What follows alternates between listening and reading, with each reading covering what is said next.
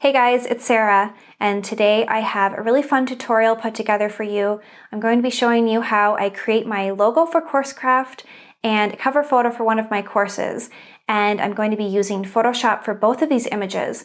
Now, I definitely know my way around Photoshop pretty well, but I'm no expert, so I started to look at some other options like web-based image editing programs like Canva and PicMonkey, and I thought I might use one of those for this tutorial. But I just kept coming back to Photoshop because it can just do anything. And I did a little poll in our Facebook group, and it seemed like a lot of you are familiar with Photoshop already, so I decided to go ahead and use that for the tutorial.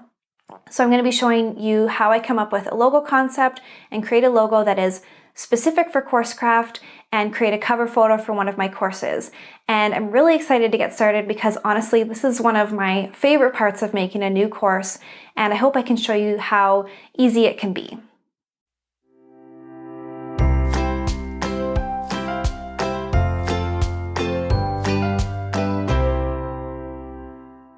I think when you are coming up with a logo design, the best place to start is on paper. And this is just my little scrap piece of paper where I've sketched out some logo concepts here. When you're sketching out your logo concepts, keep in mind that the size for the logo on CourseCraft is 900 by 100 pixels. So you notice all of my logos are really long and skinny here. I think a lot of people shy away from logo design because they think it's difficult, and it definitely is difficult to make a really nice logo, but if you keep things simple, I think that it can be fairly easy to make something that looks nice. So you notice here I've just sort of been playing with some simple shapes, some ovals and circles. I sort of played around with the idea of like a little banner here, some scribbles behind my name, just things that are sort of like easy to draw. And also I've played with some colors here for my color palette. I'm thinking like some peaches and orange and maybe like a darker blue here. So these are my logo concepts, and I think what I'm going to end up going with is this one here. I like this one the best because I think it'll be just a really easy sort of blob to draw in Photoshop and then my name over top of it. And so in this case, I've used my own name because I don't really have a company name here that I'm using. If you have a company name, you'll use that. If you don't have a name for your, quote unquote company, definitely just feel free to use your own name. I think that's a really personal way to go. And I think a lot of people are going that route now instead of coming up with a company name. And so I just wanted to show you a couple concepts that would not work.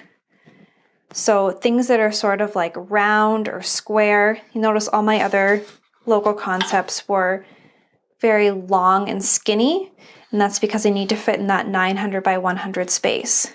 So nothing too square or round, nothing taller than it is wider, so this would not work at all. And make sure that you don't have like little tiny text here that you're not going to be able to read when the logo is at a smaller size. So I've got my logo concept right here that I'm going to try out. So let's head over to Photoshop and see if I can work it out there. So I'm starting here in Photoshop and creating a new document. Like I mentioned before, the file size needs to be 900 by 100 pixels. So make sure you have pixels selected there, 900 by 100, and create a new document. So here's the new document. You can see that it's really long and skinny, like all of my logo concept sketches. And this is at 100% right now. So what you see here is the size it's going to be on CourseCraft. So if something doesn't look good here in Photoshop at 100%, it's not going to look good on CourseCraft either. So if there's words that are too small to read here, they'll be too small to read on your course too. So I'm going to start with the text tool and just start typing.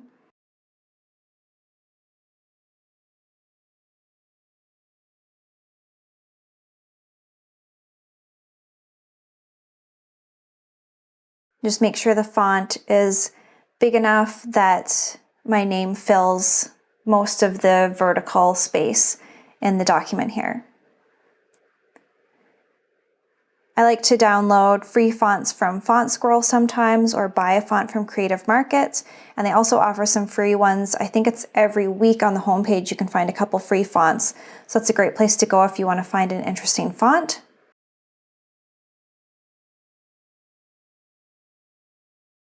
I think that looks good, so I'm just going to move it around using the Move tool and get it a little closer to the left edge of the document. And now I'm going to get started drawing my little blob circle thing behind the text using the brush tool. I'm going to choose a color from the color picker.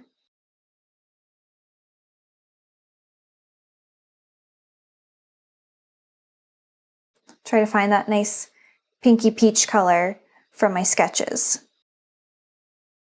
And I want to make sure I put this shape on a separate layer behind the text. So I'm going to go down here to my layers panel and add a new layer in between the background and the text, so I can draw my shape there. And here are the brush tool settings where you can change the size and the shape of the brush.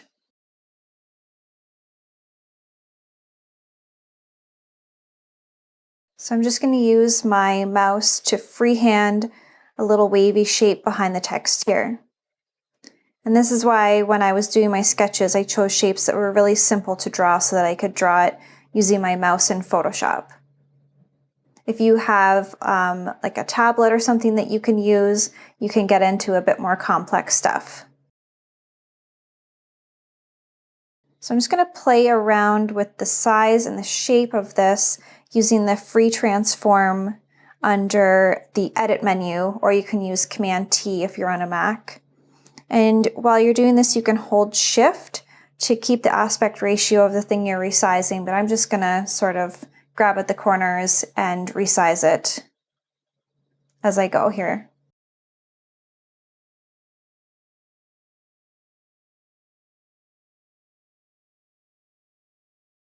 So I've got a little spot here that looks a little flat, so I'm going to grab the eraser tool and zoom in and just sort of smooth things out there and get all the edges just the way I want it.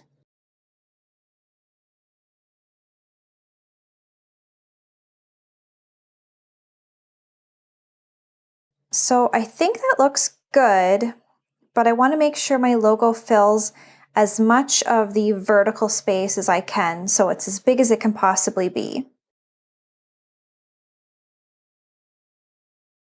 So I'm going to go down to my layers panel and select my text layer and my shape and do the free transform again while holding Shift, just to make sure it fills as much space as possible in the document here. And then I'm just going to nudge it around with the arrow keys a bit to get it right up close to the edges.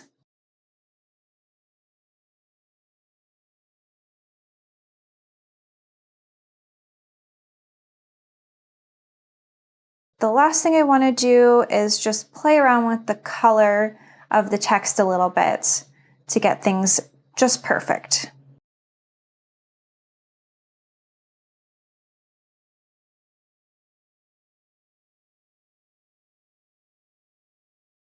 Now that I'm happy with my design, I can click the little eye next to the white background layer to hide it so we don't have a white background on it.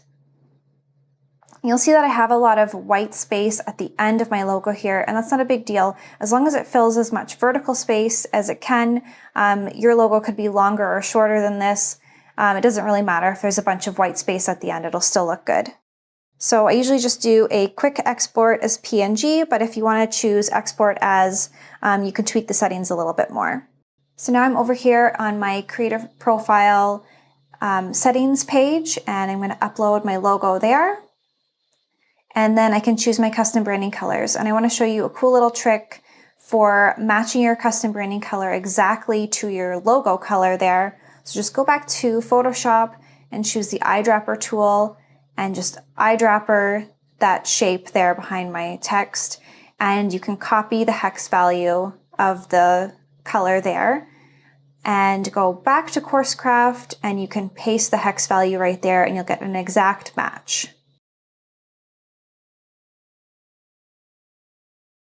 I'm going to choose my accent color there, and that's used for links and other small little interface stuff all over the course.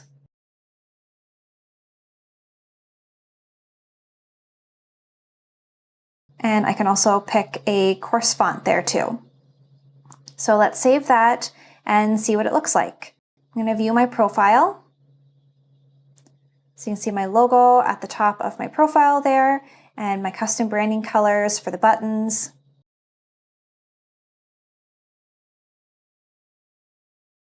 Also on my course's landing page, my logo is up top and my custom branding colors are all over the place there too. And now that we have a nice logo, let's create a cover photo for my course.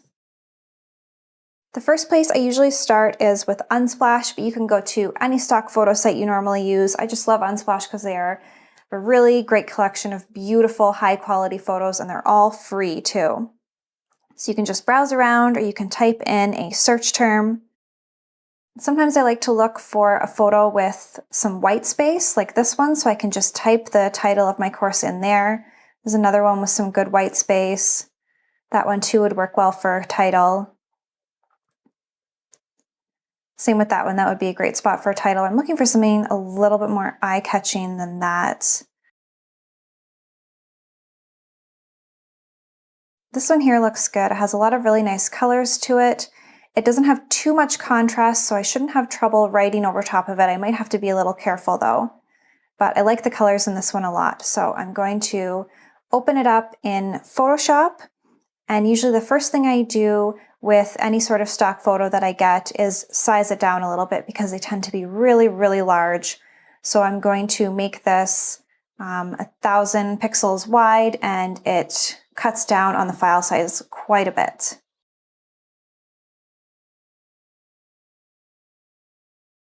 Okay, one of the easiest things to do to get a title over top of a photo is to just go to the rectangle tool and drag a big white rectangle over the photo.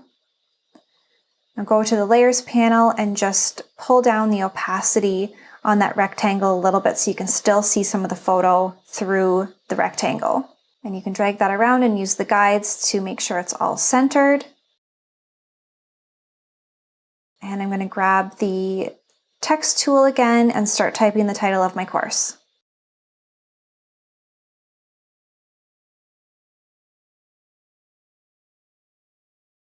So this obviously needs to be quite a bit bigger. I'm going to change the font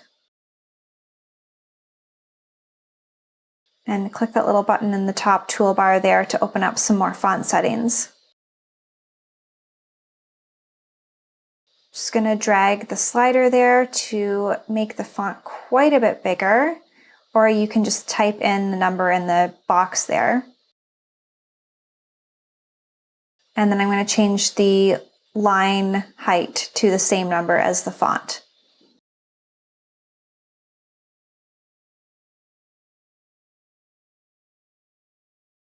Just drag that around a bit so it's centered in the box.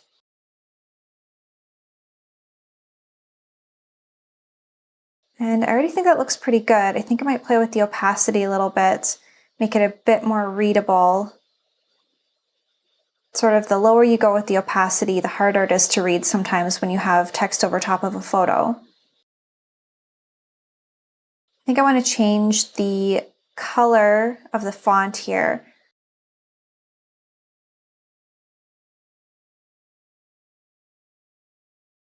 One of my favorite things to do to choose font colors is open up the color picker there, and if you click on the photo, you'll see you have an eyedropper.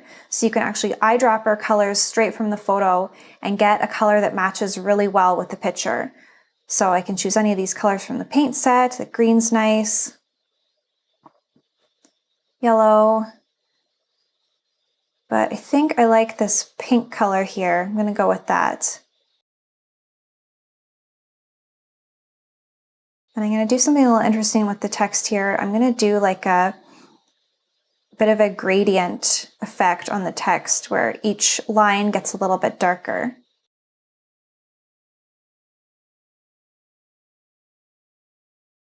Okay, that looks good.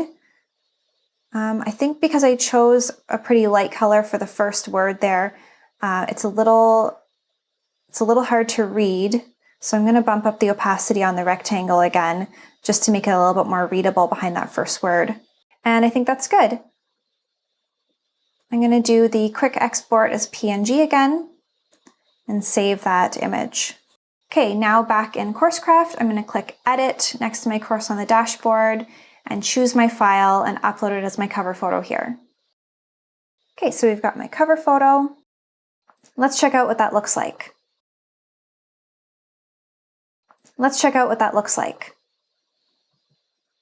You can see on my profile, you can see the cover photo there for my course.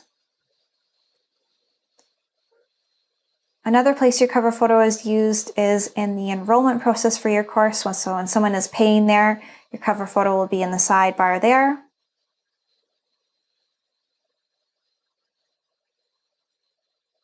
And also on the course page where it lists all your lessons there, your cover photo will be in the right side. Okay, so I hope you can see how easy it is to create a really professional looking logo, even if you don't have any design experience, and a cool cover photo for your course. And I hope you really liked that tutorial. If you have any questions about it, feel free to drop them in the comments below. I'd love to answer your questions. And give this video a thumbs up if you liked it, and subscribe to our channel if you want to see more videos like this. Thanks.